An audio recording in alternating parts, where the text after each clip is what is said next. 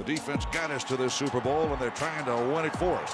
Third down, 18. Dropping Gannon, looking Gannon. Throws up the middle. It's intercepted at the 40. Derrick Brooks 30. Brooks to the 29. Derrick Brooks all the way. There it is. The dagger's in. We're going to win the Super Bowl.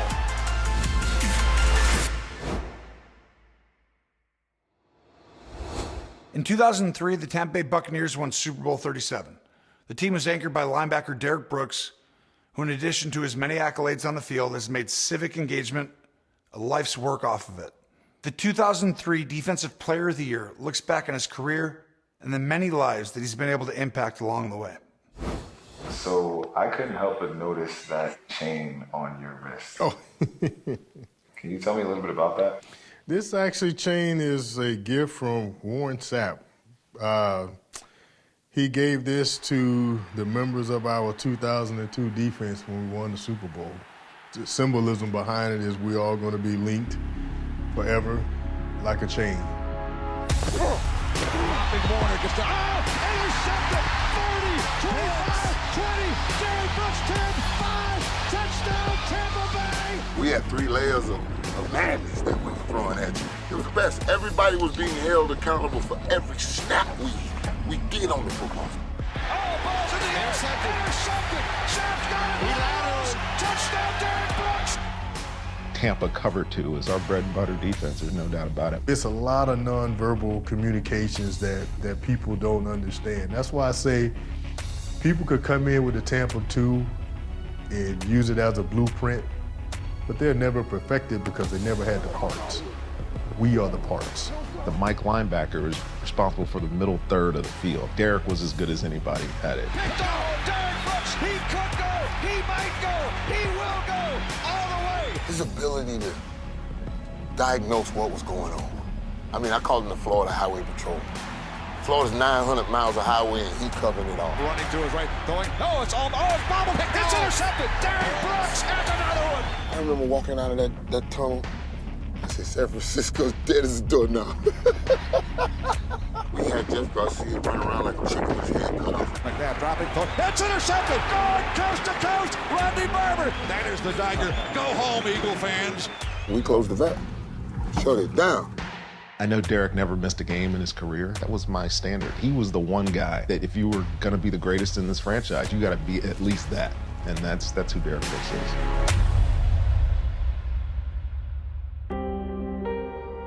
When I got here in 1996, we'd had 13 straight losing seasons. I'll never forget that first meeting, telling those guys, I said, hey, we want to win championships, but if that's all we do, it won't be very meaningful. What we need to do is become part of this community, make Tampa a better place to live, find some fulfillment away from the game, be role models for the city. That's going to be important. That's what people are going to remember. It started simply by me. I just walked out of a game early 1996 and saw 2 kids hanging around at the stadium and asked them did they want to come to the game, and they said yes, and I went in, got them a couple tickets, and I just told them if I'd asked them where they were from, and they told me they was from, East Tampa, in a very challenged area in Tampa. So I went and visited the center. Growing up, there was a lot of crime around. I know a lot of girls that I grew up with didn't necessarily was able to follow their dreams. We always went to some place where we can just walk to, and the Boys and Girls Club was always walking distance. The first time we met, he would spend his Tuesdays, his day off from football practice to come to the Boys and Girls Club in Tampa. I'll never forget, Derrick Brooks came into my office and the light bulb went on. I said, Coach, I get it. I get it, thank you. This stage, it was given to us as an opportunity, but the bigger influence was away from the game. And about 8 months later, he came back into my office and he said, I've been going to this Boys and Girls Club. I've really got a connection with the kids there, but I want to make a difference in people's lives. And that was the start of the Brooks Bunch. And boy, did he make a difference. Brooks Bunch was kind of born in those humble beginnings. Had to be bigger than that. And it had to be poured into youth education. And this was the opportunity to do it in a neighborhood at the time that needed love. Kids needed to see things different than what they were seeing every day. I want to provide this experience to show them life away from these walls that they live in to create hope. Every year we would pick a topic, pick a subject, and we would go take the trip so they get a chance to see, feel, and touch. We went to Washington, D.C. for a week, and then I took my first trip to South Africa. Going to Africa, being able to have something tangible that you can touch and you can be a part of and you can truly experience in reality, away from some of the struggles of your everyday life.